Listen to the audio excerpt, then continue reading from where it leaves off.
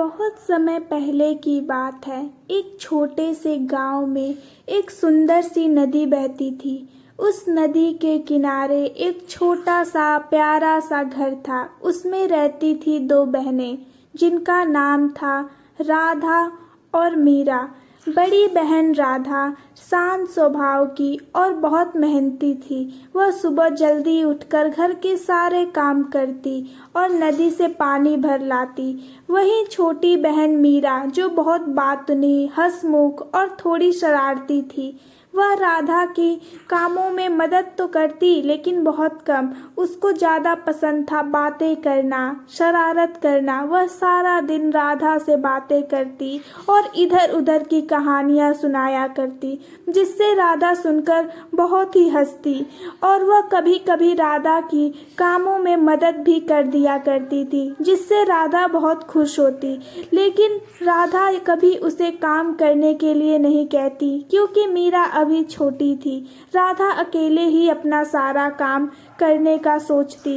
मीरा नदी किनारे बैठकर घंटों मछलियों से, जानवरों से, पक्षियों से बातें किया करती।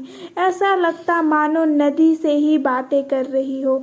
राधा दिन भर अपने गांव की सहेलियों के साथ जंगल में घूमती, नदी किनारे घूमती और इधर उधर जाकर खेला करती और घर आकर राधा को सारी बातें बताती और राधा को हंसाया करती थी। इसी तरह समय बीतता है और एक बार गांव में बहुत भयंकर सूखा पड़ता है। इतना भयंकर सूखा कि जमीन में दरारें फट जाती हैं। बारिश का कहीं भी आसरा नहीं होता है। गांव के सभी लोग बहुत अधिक परेशान हो जाते हैं और आपस में बातें करते हैं कि खेती कहाँ से की जाए। हमें तो पीने का पानी भी मिलना अब बहुत मुश्किल हो गया है। अब पता नहीं कैसे हम जिंदा रहेंगे। यह सारी बातें राधा को मीरा बताती है। तब राधा और मीरा तय करती हैं कि जो उन्होंने नदी से काटकर छोटा सा तालाब बनाया है, उस तालाब के पानी को वह गांव के लोगों को देंगी और वह गांव के लोगों को थोड़ा थोड़ा कर तालाब का पानी देने लगती है, जिससे गांव वाले बहुत खुश होते हैं और उन्हें बहुत अधिक राहत मिलती है। गांव वाले राधा और मीरा की बहुत तारीफ करते हैं और आपस में बातें करते हैं कि अगर वे ना होती तो आज हम लोग बिना पानी के ही मर जाते। और फिर मौसम बदलता है और बारिश हो जाती है और गांव में सभी लोग फिर अपने कामों में लग जाते हैं।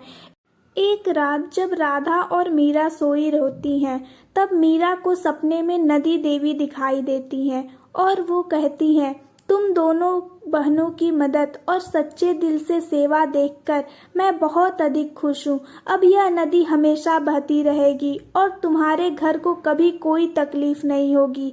यह मैं तुम लोगों को वरदान देती हूँ। और यह कहकर वह गायब हो जाती हैं। और तब मीरा अचानक से उठती है और राधा को सारे सपने की कहानी बताती है। यह सुनकर राधा बहुत खुश होती है और कहती है, मीरा, हमें अपने कर्मों का फल मिला है। हमारे ऊपर नदी देवी बहुत ही प्रसन्न है और हम अब सबकी और अधिक मदद करेंगे।